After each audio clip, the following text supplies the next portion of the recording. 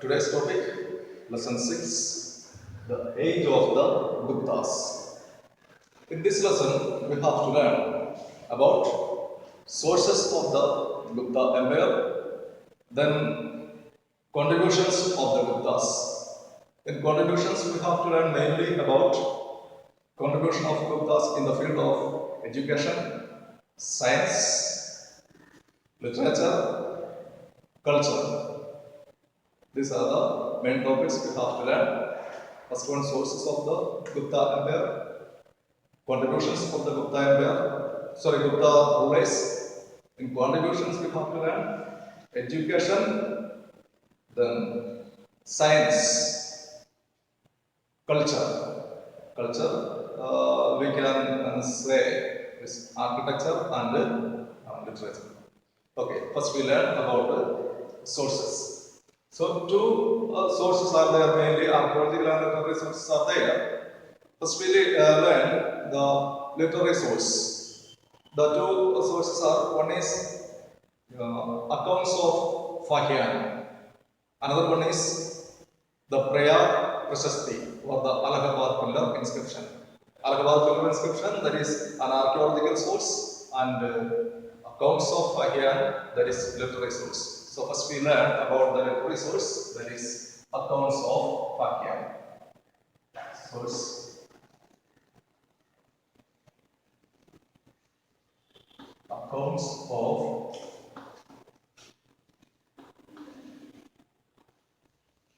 Fahian.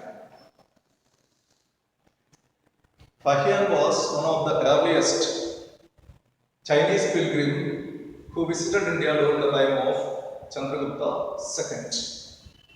He was a Chinese Buddhist pilgrim. He came to India in order to study about Buddhism.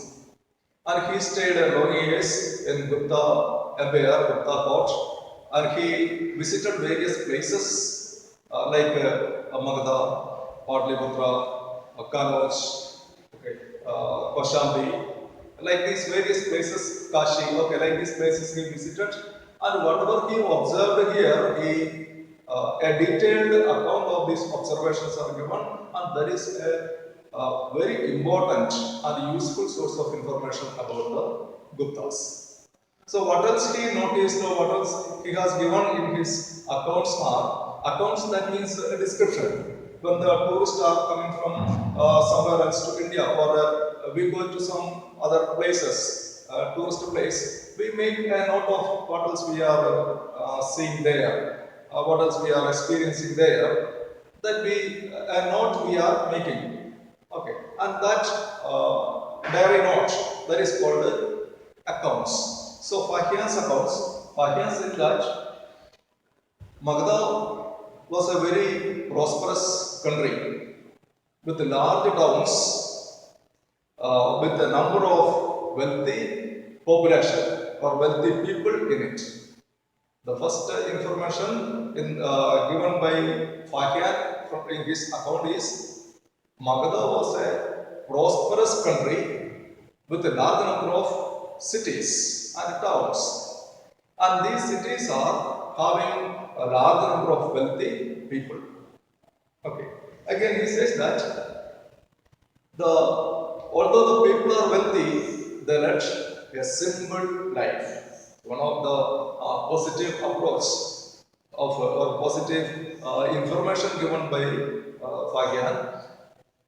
Although the people are very wealthy, very rich, they are not interested in any pomp and shows. They are living a simple life, and they are generous, and they had given contributions. Much charitable institutions were built because of the generosity and because of the contributions of these wealthy people. They donated money, and they had given contributions for building charitable institutions. Then again, he says that the people were mainly followed Buddhism, Jainism, Vaishnavism, and Shaivism. These were the four main sects prevailed in India. that means Vaishnavism and Shaivism, that is two sects in Hinduism. Some of the Hindus worshipped Lord Shiva, they were called Shaivites. Some of the Hindus worshipped Lord Vishnu, they were called Vaishnavites. So Vaishnavism, Shaivism, Buddhism and Jainism, these were the four main religious sects. But the people were not having any ill feeling towards the other sects. That means religious harmony and tolerance was there in India, in Magadha. There was no fighting or enmity between different religious groups. Then he says again that the penal code was very mild. Penal code was very mild. That means there was no much offenses. There was no much crime. And if someone is doing some crime, some offense, then there were not given very severe punishments. Mostly the punishments were some fines. Okay, imposing some fines was the main punishment. Mostly these the crimes were punished by imposing fines, and there was no much cruel punishments. Okay, the punishments were very mild. Penal code was also very mild. So these were some of the informations given by Fahian. The next one is the archaeological source, that is the Allahabad pillar inscription.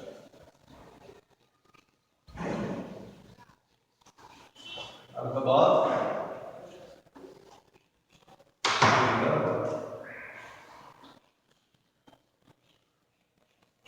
inscription. Allahabad pillar inscription.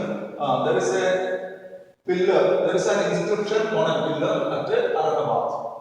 This is known as Allahabad pillar inscription. Okay, an inscription on a pillar at Allahabad is called the Allahabad pillar inscription.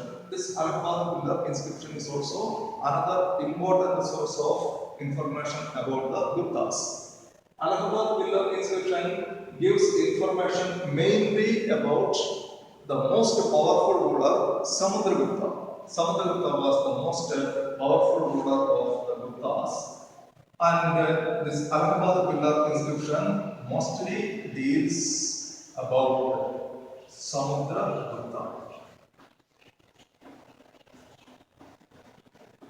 Samudragupta is a very powerful, very brave and courageous warrior, a military general, and he was known as Napoleon of India.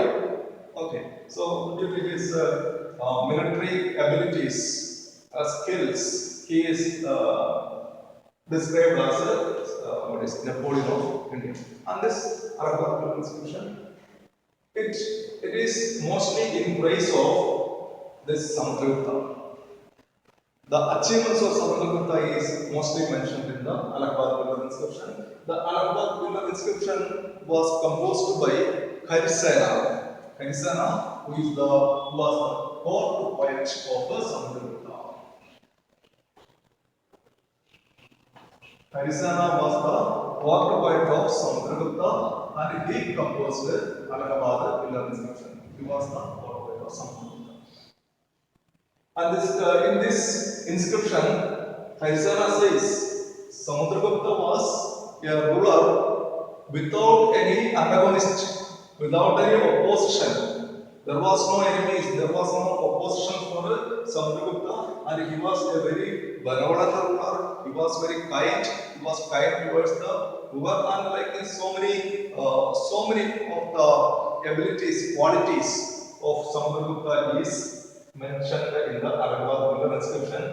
And this is, since it is in praise of Samudragupta, it is also known as Prayag Prashasti.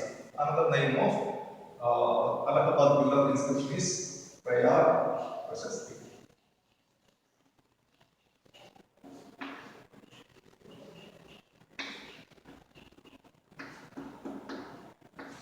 Prayag Prashasti.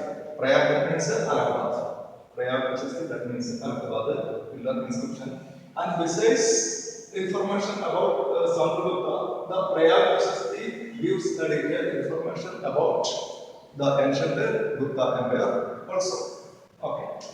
These are the most important sources that give information about the Guptas. Accounts of Arthakya and the Arthakya inscription. Okay. That's all about the sources.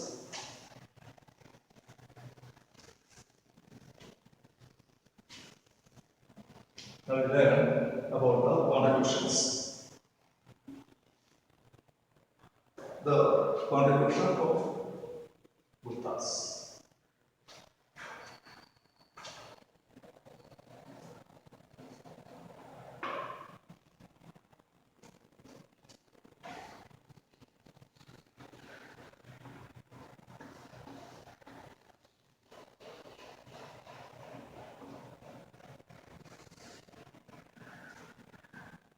Gupta period is known as. Okay, before going to the Gupta period, little more about the Guptas. The Gupta period is known as Golden Age or a classical age of Indian culture. Golden Age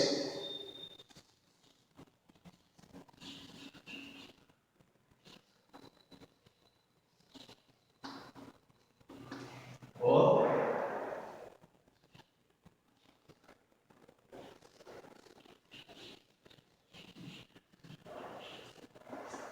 classical age.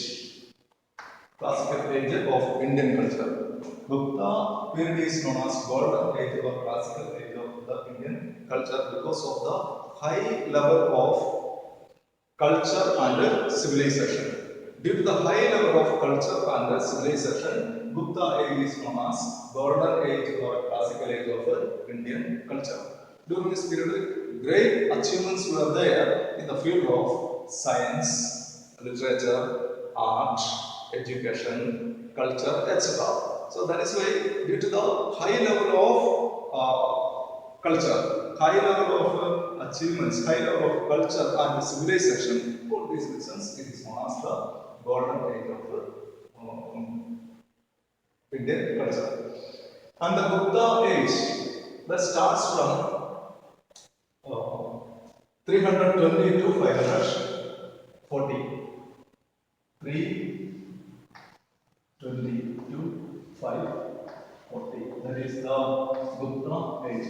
This period in Indian history is known as Gupta age. The period from 320 to 540 AD is known as Gupta age. This is known as the classical age or the golden age of Indian civilization. And the founder of Gupta Empire is Sri Gupta. Sri Gupta is said to be the founder of Gupta Empire.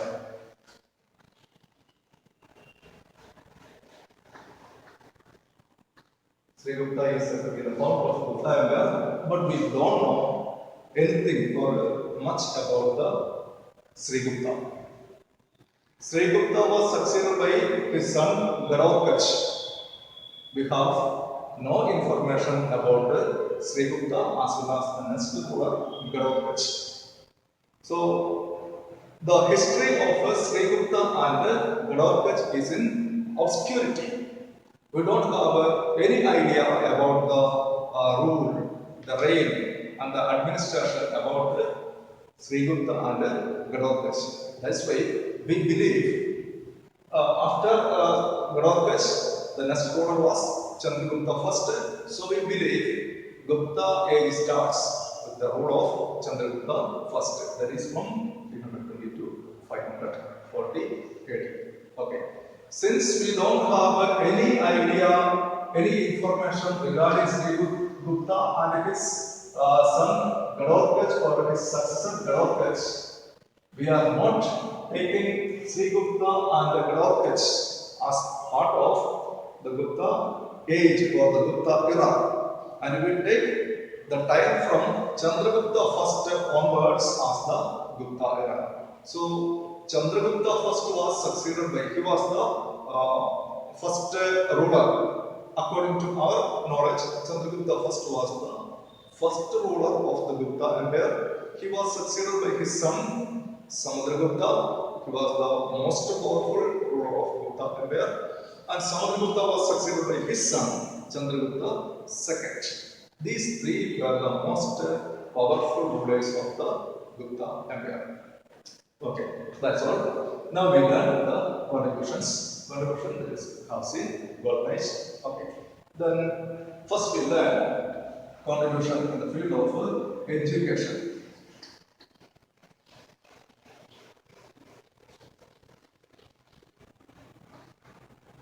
The Guptas gave a remarkable contribution in the field of education.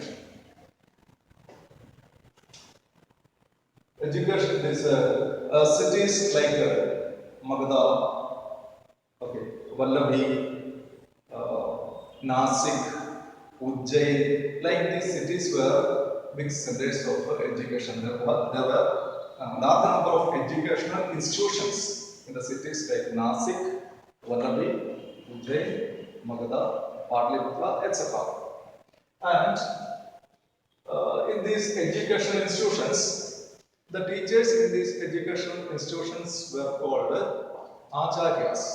Acharyas or upadhyayas. Okay, the teachers were called acharyas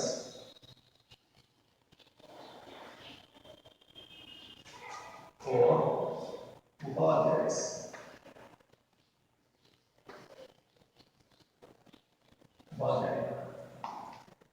Okay. And the students were called Shishyas. And mostly these acharyas or the teachers were learned Brahmins. Learned Brahmins were mostly the teachers or acharyas. And they were rewarded with land grants. The rulers gave land grants to these teachers, and such land grants were called agraharas.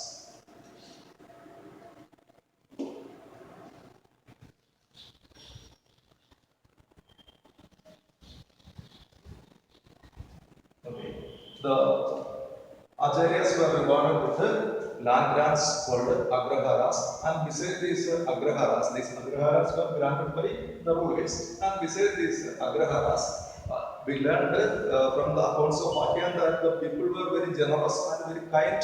Okay, they had given contributions, and these people they had given contributions to these teachers also. Generous contributions were also given to this charity. Okay, they were given, they had given generous contributions to these acharyas.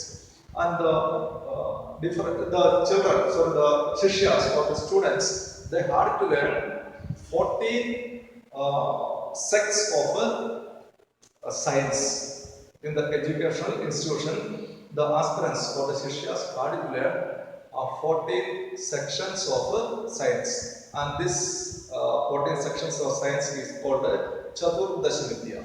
Okay, so the Shishyas had to learn. Shishyas means students. They had to learn what? Chaturdash Vidya.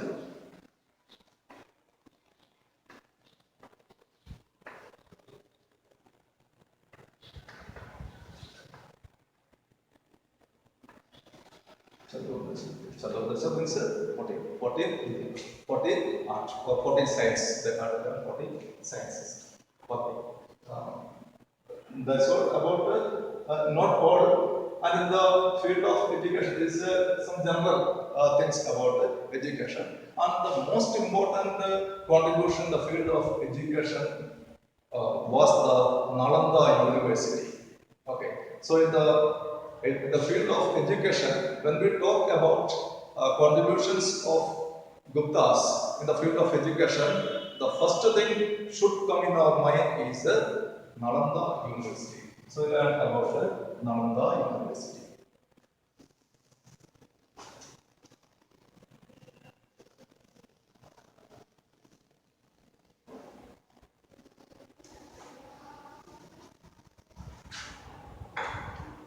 Education.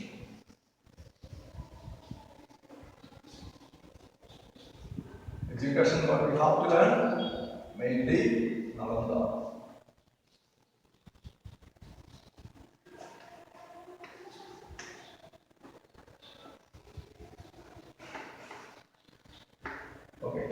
When we talk about the education of Guptas, the first thing to be that must come in our mind is Nalanda. Nalanda, you know Nalanda, where is Nalanda? It's in Bihar. Okay, there was a university at Nalanda. The Guptas, during the name of Gupta, I think this is Skanda Gupta, during the name of Gupta, who was Skanda Gupta, a university was established in Nalanda, that is called the Nalanda University.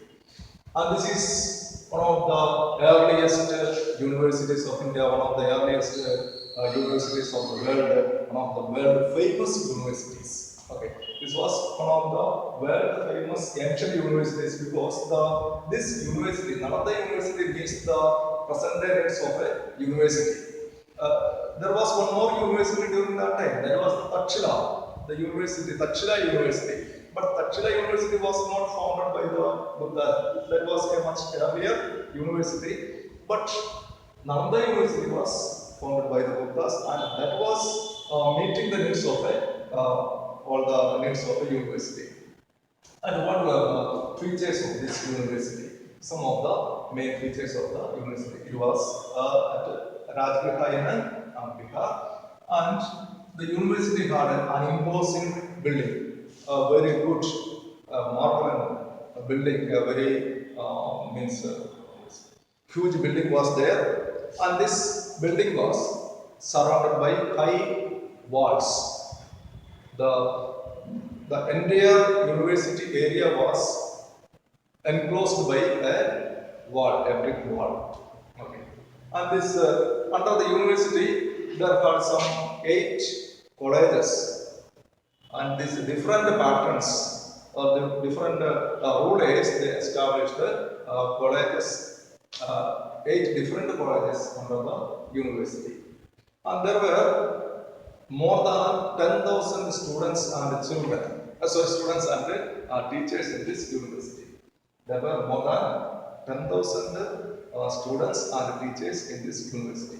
I am telling about some of the main features of the university. First of all, okay, first one, there was imposing building. Okay,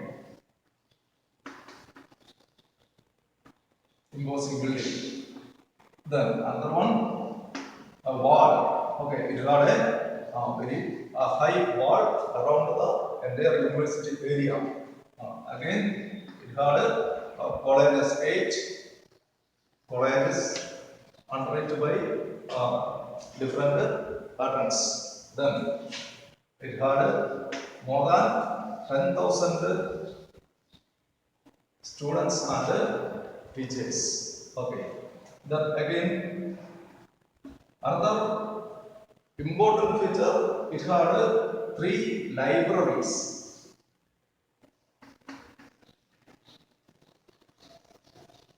This is one of the outstanding features of this university. It had 3 different libraries were there, and these libraries were called Rakhnodadi, Ratnaranjak, and Ratnasagar. These were the 3 libraries of the Nalanda universities: Ratnodadi, Ratnaranjak, and Ratnasagar. Okay. And millions of books, it is said that millions of books were there in these libraries. It was a very big library. Okay.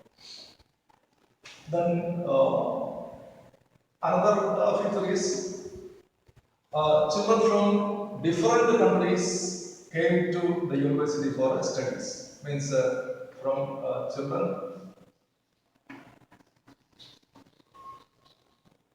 from different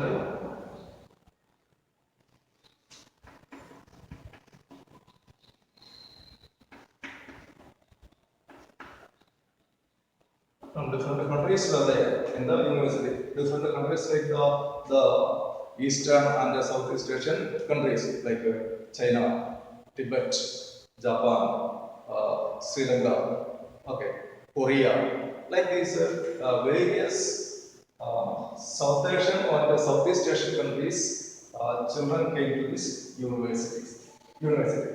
And other thing is, admission was given only to selected students. Only the brilliant students had given admission in these universities. Okay, there was entrance exam. Another feature, entrance exam was there.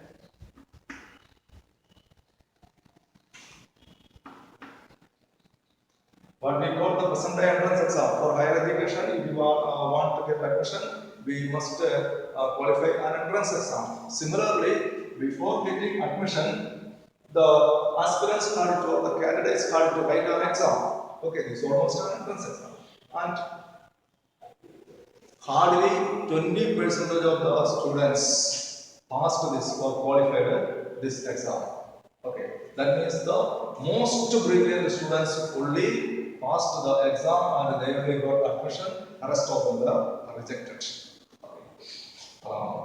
Then these all are some of the main features of the Nalanda University. And this Nalanda University destroyed.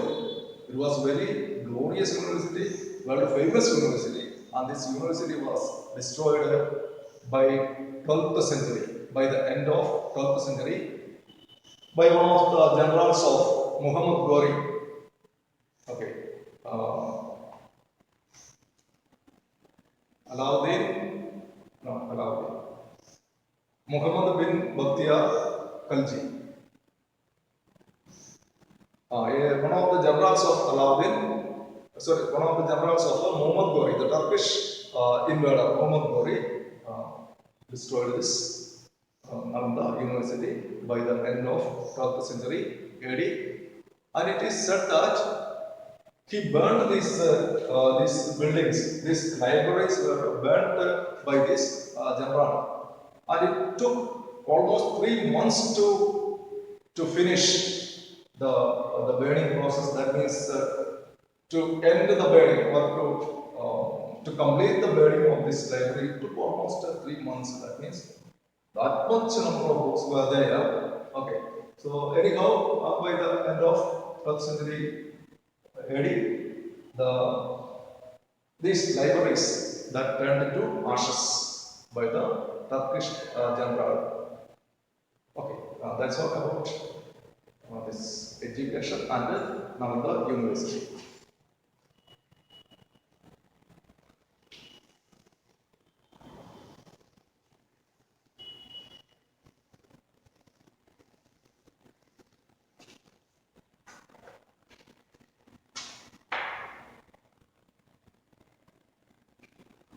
The next one is